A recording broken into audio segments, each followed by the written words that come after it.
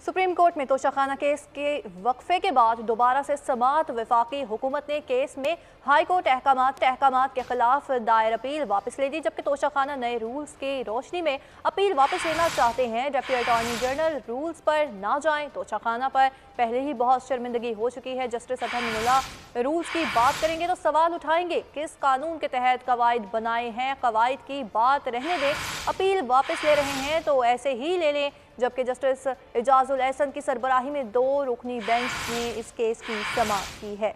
आपको बता रहे हैं कि सुप्रीम कोर्ट में तोशाखाना केस के वक्फे के बाद दोबारा से समाअत।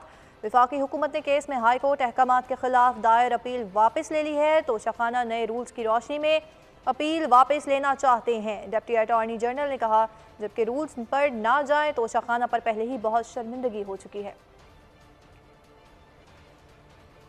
खबर देंगे इस्लामाबाद से, जहां पर हाई